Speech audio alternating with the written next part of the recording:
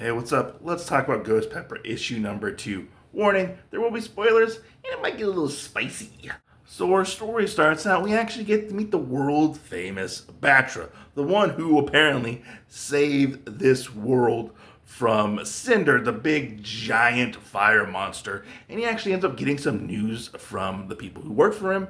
He ends up finding out that Ash is actually alive, and he gets really worried that he gets this news like, oh my god, I can't believe Ash is actually alive.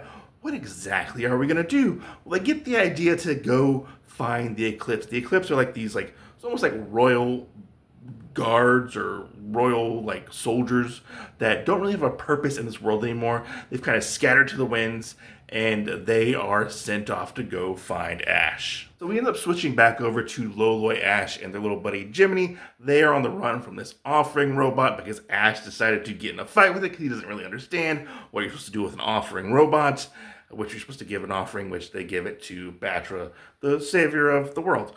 And they're trying to figure out like what's exactly going on, especially Ash and Jiminy. They've been away for some time.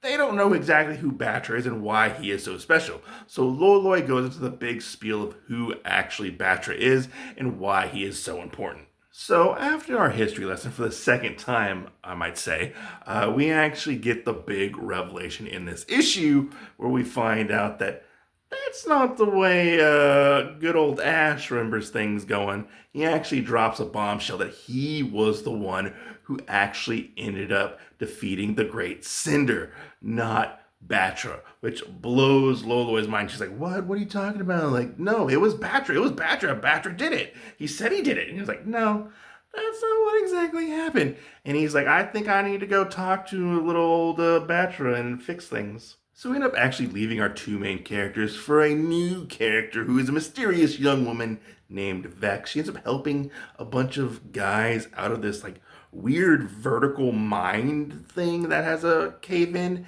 and she helps them out, and it does look good deed, and she ends up actually getting a message from a mysterious man who says, hey, I know who you are, you're a part of the Eclipse, I need you to go find Ash. And we come to find out that she actually has a connection to Ash, and that's where this issue ends. All right, so let's take a look at the internal artwork. Here is your creative team. Give them all the love, respect that they deserve, and recognition. This internal artwork, the artwork in this book, hits it out of the park. It is very beautiful, has very distinct creative worlds. I have to say, I love all the colors of the oranges and the blues that they use to set the mood and stuff. Like, it very much has a anime style to it, but I feel like it does something really well, which is like sets like this weird like dystopian futuristic society, but like blends like Eastern comic style with like anime style, which I am all here for, and I love every bit of this, and just seeing this like weird and quirky world that is being created, because you don't really see things like this in comics nowadays. Something maybe in like the independent stuff, maybe, but yeah. I am all here going through this weird journey that I'm on with Loloi and Ash. The plot thickens, that's for sure, with very beautiful artwork. I mean, you can't go wrong with this. So I have to say, this second issue did not disappoint.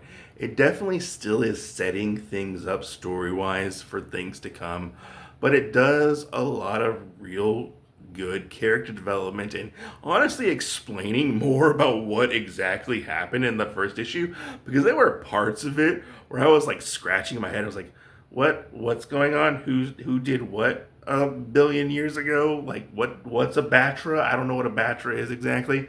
But this definitely answers some of the questions I might have had within the first issue. I really liked all the stuff with Loloi, Ash, and Jiminy.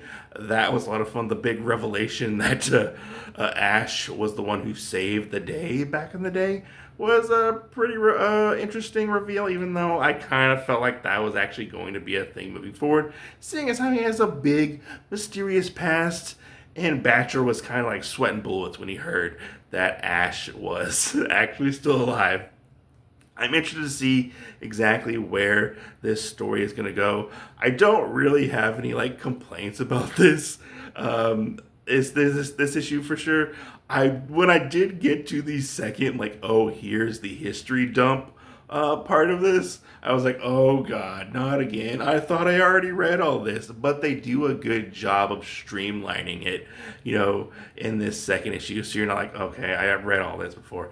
It was a fun little take on it, that's for sure. And I'm very interested to see where exactly this series is going to go. It's a fun, interesting, quirky series that I don't think many people are gonna even bat an eye at because it's so like out there, I would say. But I would love to hear your thoughts down below. I will talk to you, Mike. Catch you guys in the next video. Peace out. Stay safe. Go read some comic books.